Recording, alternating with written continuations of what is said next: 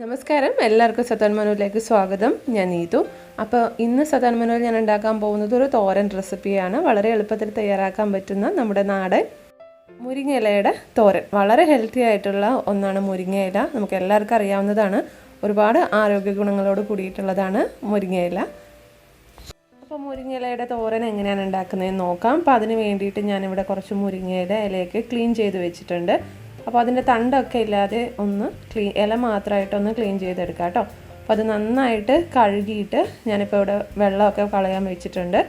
അപ്പോൾ ഇത് നമ്മളിനി ചെറുതായിട്ടൊന്ന് അരിഞ്ഞെടുക്കണം. ഇത് നിർബന്ധമില്ല, നമ്മൾ ഇല അരിയാതെ തന്നെ നമുക്ക് തോരനുണ്ടാക്കാവുന്നതാണ്. പക്ഷേ ഇല അരിഞ്ഞെടുക്കുമ്പോൾ കുറച്ചുകൂടെ പൊടിയായിട്ട് നമുക്ക് തോരൻ കിട്ടുന്നതായിരിക്കും. അപ്പോൾ ഞാനിത് ഇതുപോലെ ചെറുതായിട്ടൊന്ന് അരിഞ്ഞെടുക്കുവാണ്. എല്ലാ ഇലയൊന്നും നമ്മൾ മുറിച്ചെടുക്കാൻ പറ്റില്ലെങ്കിലും പറ്റാവുന്നത്ര ചെറുതായിട്ടൊന്ന് അരിഞ്ഞെടുക്കുക. അപ്പോൾ ഇതുപോലെ ഞാൻ ബാക്കിയുള്ളതും കൂടെ അരിഞ്ഞെടുക്കാൻ പോവുകയാണ്.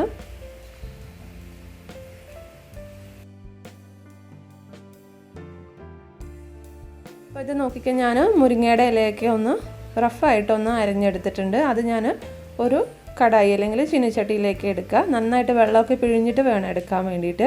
നമ്മളിതിനകത്തേക്ക് വെള്ളമൊന്നും ചേർക്കുന്നില്ല കേട്ടോ. അപ്പോൾ അത് നമ്മൾ ചെറിയ തീയിലിട്ടിട്ട് ഒന്ന് ചൂടാക്കിയെടുക്കുക. അടച്ചു വെച്ചിട്ടൊന്ന് ചൂടാക്കിയെടുക്കുക. അപ്പോൾ അത് നോക്കിക്കേ, ഏകദേശം ഒരു 3-4 മിനിറ്റ് കഴിഞ്ഞപ്പോഴേക്കും നമ്മുടെ ഇലയൊക്കെ ഒന്ന് ചുരുങ്ങി വന്നിട്ടുണ്ട്. അപ്പോൾ ഈ ഒരു സമയത്ത് നന്നായിട്ടൊന്ന് ഇളക്കി കൊടുക്കുക.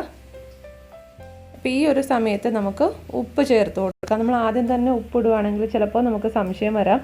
കാരണം ഇല ഒരുപാടുണ്ടാവും. അപ്പോൾ അതൊന്ന് ചുരുങ്ങി വരുമ്പോഴത്തേക്ക് നമുക്ക് കറക്റ്റായിട്ടുള്ള ഒരു അളവ് കിട്ടും.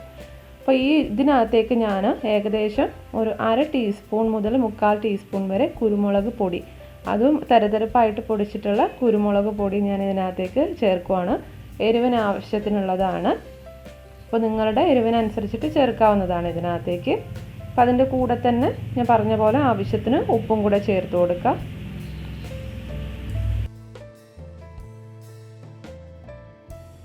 ഇനി ഇത് രണ്ടും കൂടി നന്നായിട്ടൊന്ന് മിക്സ് ചെയ്തെടുക്കണം.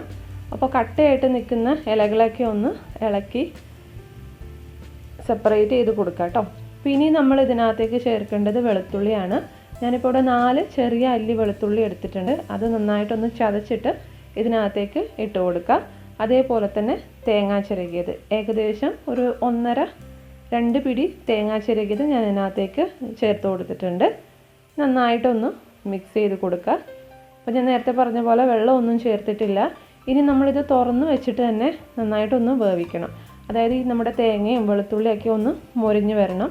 നമ്മളിതിങ്ങനെ ഇളക്കി കൊടുത്തോണ്ടിരിക്കുക കേട്ടോ ഇടയ്ക്കിടയ്ക്ക്. അപ്പോൾ തേങ്ങയുടെ കളറൊക്കെ ഒന്ന് മാറി നന്നായിട്ടൊന്ന് ഫ്രൈ ആയിട്ട് വരും. ആ പാകം വരുന്നത് വരെ ഒന്ന് വേവിച്ചെടുക്കാം. ചെറിയ തീയിൽ വേവിക്കുക കേട്ടോ, ഇല്ലാന്നുണ്ടെങ്കിൽ അടിയിൽ പിടിക്കും. അപ്പോൾ ഇത് നോക്കിക്കാൻ നമ്മുടെ തേങ്ങയുടെ കളറൊക്കെ ഒന്ന് മാറി ഒന്ന് മുരിഞ്ഞ് വന്നിട്ടുണ്ട്. ആ വെളുത്തുള്ളിയുടെയൊക്കെ പച്ചമണവും പച്ച ടേസ്റ്റൊക്കെ ഒന്ന് മാറിയിട്ടുണ്ട്.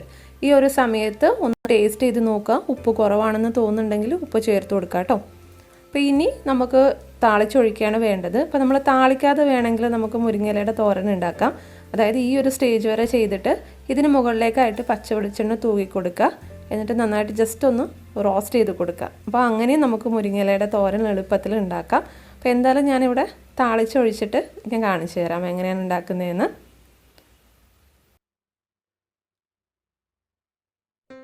അപ്പോൾ താളിക്കാൻ വേണ്ടിയിട്ട് ഞാനൊരു പാൻ ചൂടാക്കിയിട്ടുണ്ട്. അതിനകത്തേക്ക് ഞാൻ ഏകദേശം ഒരു 2 ടീസ്പൂൺ വെളിച്ചെണ്ണ ഒഴിച്ച് കൊടുത്തിട്ടുണ്ട്. ഈ വെളിച്ചെണ്ണ അതിനകത്തേക്ക് ഞാൻ ഏകദേശം ഒരു വലിയ സ്പൂണ് അരി, നമ്മൾ സാധാരണ ചോറ് വെക്കാൻ എടുക്കുന്ന അരി ഞാൻ ഇട്ട് കൊടുത്തിട്ടുണ്ട്. ഈ അരി നന്നായിട്ടൊന്ന് മൊരിഞ്ഞ് വരണം. മൊരിഞ്ഞ് വരുന്നത് വരെ ഒന്ന് ചൂടാക്കിയെടുക്കുക. അപ്പോൾ അരി ഒന്ന് മൊരിഞ്ഞ് വന്നിട്ടുണ്ട്. അപ്പോൾ അതിൻ്റെ കളറൊക്കെ ഒന്ന് മാറി ചെറുതായിട്ടൊന്ന് പൊങ്ങി വരും. അതാണ് അതിൻ്റെ പാകം. അപ്പോൾ അരിയൊക്കെ മൊരിഞ്ഞ് വന്നിട്ടുണ്ട്. ഈ ഒരു സമയത്ത് ഞാനിതിനകത്തേക്ക് ഏകദേശം ഒരു 2 വറ്റൽമുളകും കൂടെ ചേർത്തിട്ടുണ്ട്. അപ്പോൾ അത് നമുക്ക് ഈ താളിച്ചത് മുരിങ്ങയിലയുടെ തോരനിലേക്ക് ചേർത്ത് കൊടുക്കാം. അപ്പോൾ അങ്ങനെ നമ്മുടെ ടേസ്റ്റി ആയിട്ടുള്ള, വളരെ എളുപ്പത്തിൽ തയ്യാറാക്കാൻ പറ്റുന്ന, അതേപോലെ തന്നെ വളരെ ഹെൽത്തി ആയിട്ടുള്ള ഒരു മുരിങ്ങയിലയുടെ തോരൻ റെഡി ആയിട്ടുണ്ട്. അപ്പോൾ എല്ലാവരും ഒന്ന് ട്രൈ ചെയ്ത് നോക്കുക. അപ്പോൾ ഇത് ഞങ്ങളുടെ നാട്ടിലുണ്ടാക്കുന്ന രീതിയിലാണ് ഞാനിപ്പോൾ കാണിച്ചു തന്നിട്ടുള്ളത്. പല നാട്ടിലും പല രീതിയിലാണ് ചെയ്യാറുള്ളത്. അപ്പോൾ ഇത് ആദ്യമായിട്ട് കാണുന്നവരൊക്കെ ആണെങ്കിൽ ഒന്ന് ട്രൈ ചെയ്ത് നോക്കാം കേട്ടോ. അപ്പോൾ ട്രൈ ചെയ്തിട്ട് നിങ്ങളുടെ അഭിപ്രായങ്ങൾ മറക്കാതെ അറിയിക്കണം. താഴെ കമൻറ്റിൽ അറിയിക്കാവുന്നതാണ്.